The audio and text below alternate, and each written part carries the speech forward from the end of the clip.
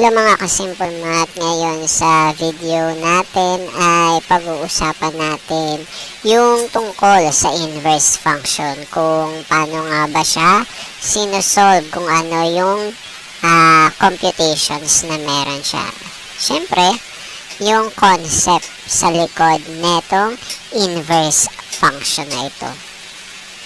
Ngayon, sabi sa definition ng inverse function natin, a function f is said to be one-to-one if every output value y corresponds to exactly one input value of x. Sinasabi dyan na bago ma-perform ang computation sa inverse of a function, kailangan daw yung function mo ay one-to-one. Ano nga ba yung one-to-one? Dapat yung output na value of y natin, meron lang siyang isang kaparehas na value of x. Bigyan natin ng illustration yung inverse function na yan para mas lalo natin maintindihan kung ano yung concept niya mismo. Okay, so ngayon meron tayong gagawin na mapping. Naalala nyo pa ba yung definition ng function natin?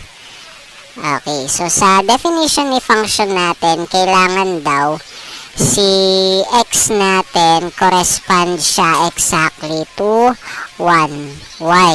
So yung x natin doon, tinatawag natin siya as domain, tapos yung y natin doon, tinatawag natin siya as range. So, ang definition ng function natin, dapat si domain, meron siyang tig-iisang partner sa ating range. Bigyan natin ng sample.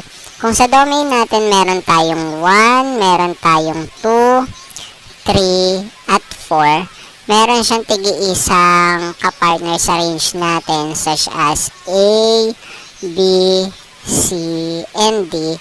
Ito yung mapping natin na example for function. So, nagiging function yung ating equation or yung ating given expression kapag, syempre, meron siyang tig-iisang kapartner.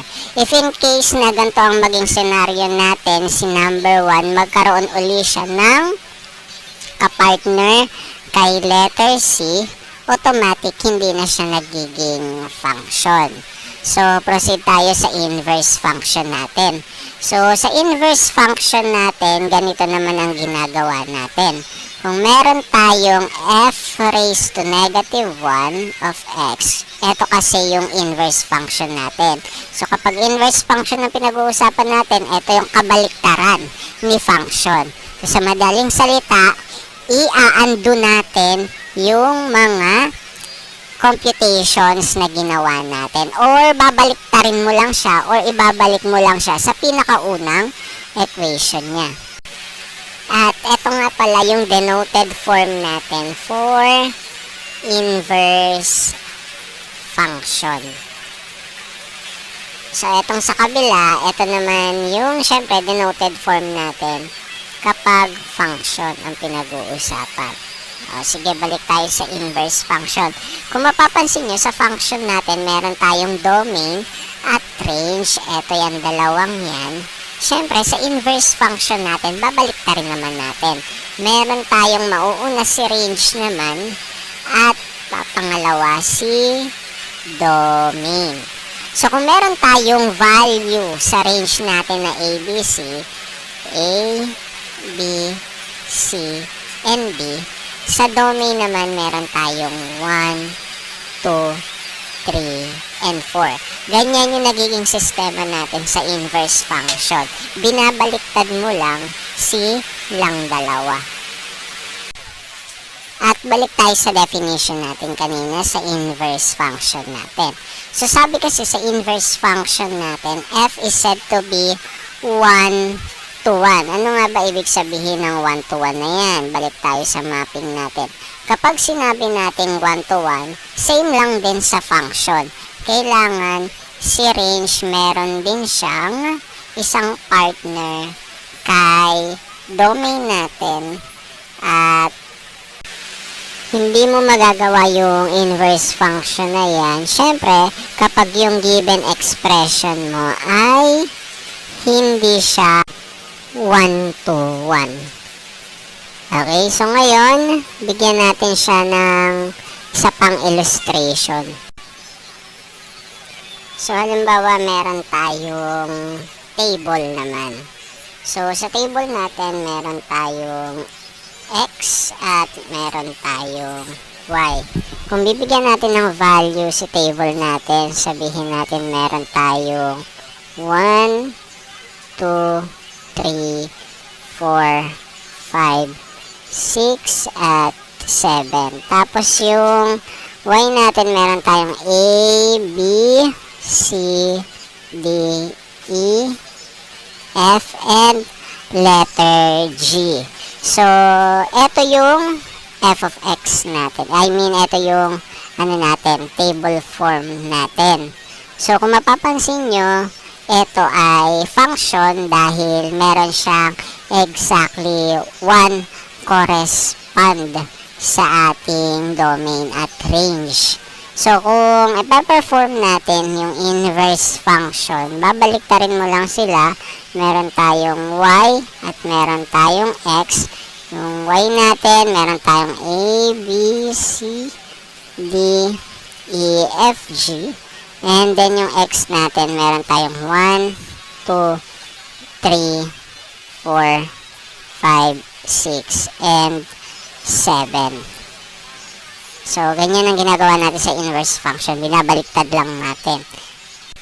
At paano naman natin ginagawa yung inverse function natin? So, syempre, sa computation ng ating inverse function, meron tayong mga steps na sinusunod. So, ito yung mga steps na kailangan nating sundin kapag nagko-compute tayo ng inverse function natin. So, for our step number 1, we need to replace f of x equals to y. Step number 2, we need to interchange x and y. Step number 3, we need to solve for y in terms of x. And step number 4, we need to replace y with f of negative 1 of x, or f raised to negative 1 of x. Ayan yung mga steps na kailangan natin sundin kapag magsosolve tayo ng inverse function natin. Bigyan natin ng sample problem. Halimbawa, we need to find the inverse of a function. Let's say meron tayong f of x is equal siya by 2x plus 5. So, etong mga rules natin or etong mga steps natin, gagamitin natin yan. So, ano ang sabi sa step number 1?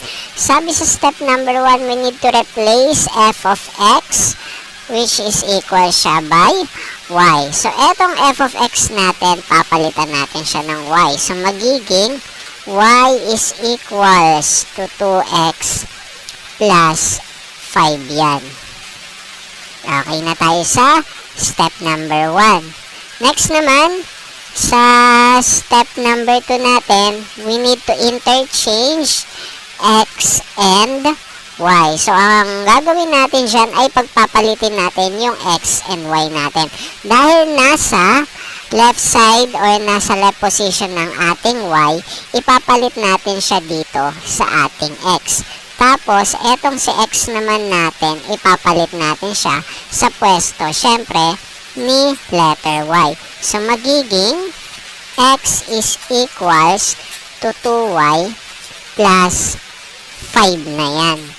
Next naman, sa step number 3 natin ay we need to solve for y in terms of x. So, kailangan i-solve natin etong si y. Kailangan hanapin natin yung equation ni y.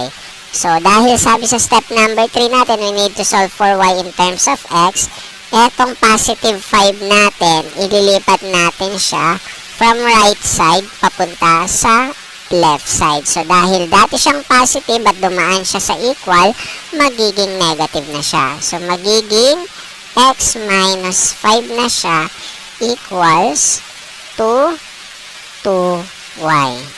So, paano naman ito? Magiging y na lang. Para maging y na lang siya, we need to divide both side by 2. So, makakancel ang parehas na 2. Therefore, y na lang ang matitira is equal siya by x minus 5 all over 2.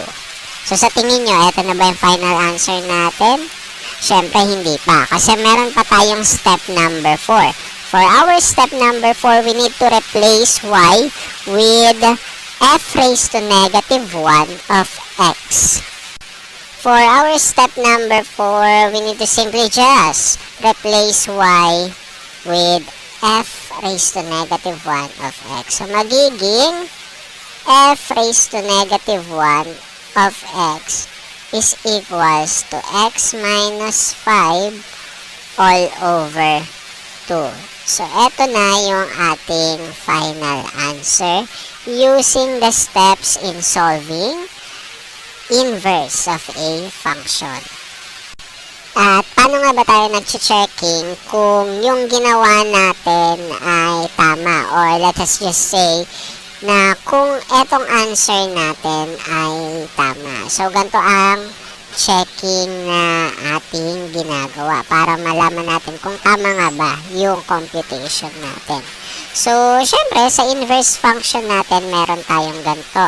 F of f raised to negative 1 of x is equal to, syempre, x.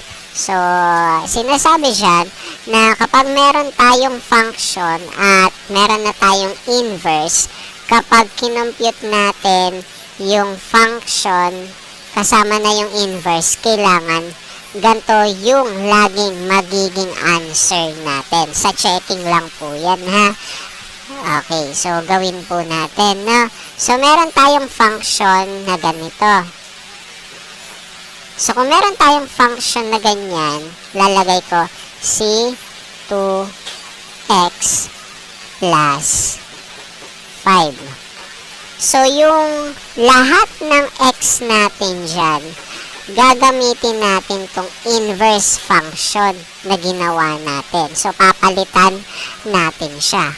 So, kung papalitan natin yung x dyan, magiging 2 times x minus 5 yan. X minus 5 all over 2. Tapos, ibababa ko etong plus. So, meron tayong plus. At ibababa ko rin etong 5. So, meron tayong 5. Kung mapapansin nyo, yung x natin, pinalitan natin siya ng ganito sa inverse function natin. Kaya siya naging ganito na. Okay, next na gagawin natin ay solve natin yan. So, dahil meron tayong 2 times etong dalawa, makakancel yan. Ang matitira ay x minus 5 plus 5.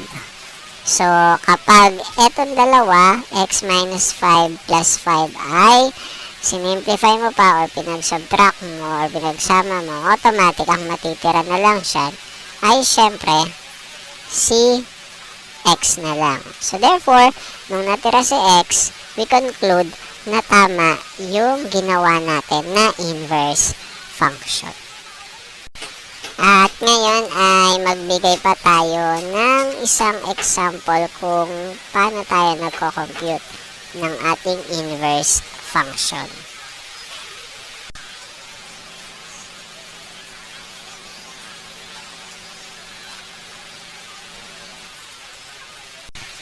Let's say we need to find the inverse of a function pa rin, tapos yung given natin ay f of x is equal siya by 4x minus 3. So, step number 1, we need to change f of x into y. Tapos, meron tayong 4x minus 3.